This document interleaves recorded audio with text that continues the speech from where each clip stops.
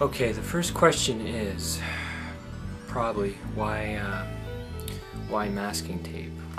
At a very young age, I would get bored with my action figures and begin giving them new outfits, making new villains for the Ninja Turtles to fight. And over the years, it started to develop, and I started to make puppets. Growing up, as I continued to make my puppets and they got more complex, there was shows called Movie Magic back in the 90s, and I would eat those up and look at them and study them, and I would and with my own tape methods, I would make little hinges and stuff, all out of tape.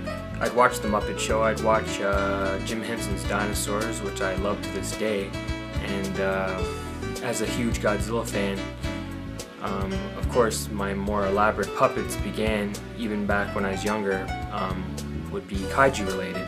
Why go puppets instead of just plowing into a suit, like making a suit for a project?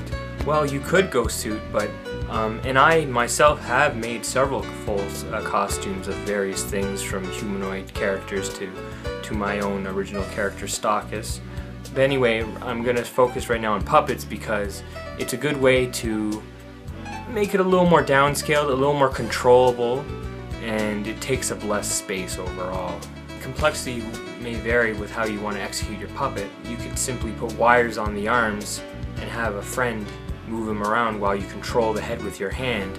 But with my big Stockus puppet there, I'd like to attempt green screening him, and with sticks, green sticks, manipulating his limbs so we can get some somewhat, lifelike movements. For me, my three best friends in making what I make is a good roll of tape, masking tape, and duct tape when needed for the extra heavy-duty stuff, glue gun with glue sticks, and liquid latex. After I make the initial sculpt out of masking tape on the puppet, I sometimes combine it with latex parts, coat it with the liquid latex, and it's a good way of hiding any seams and then giving it a more fleshy look after the detail of the sculpt.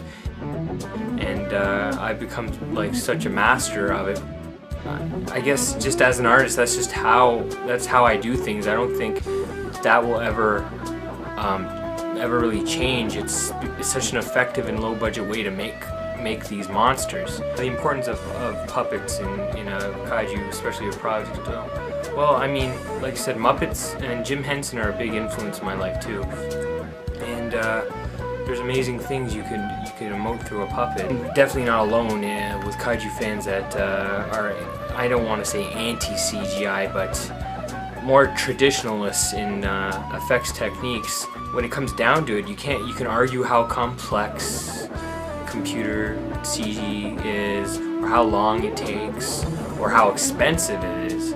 Why should why should quality be judged on how expensive CGI is? If anything, it's ridiculous that something created in a box is somehow more expensive than building all these luscious sets and props. That's why, to me, I mean, CGI will always be visual effects, and practical effects will be the SPFX, special effects. Do you remember a time like the 80s when special effects were still special?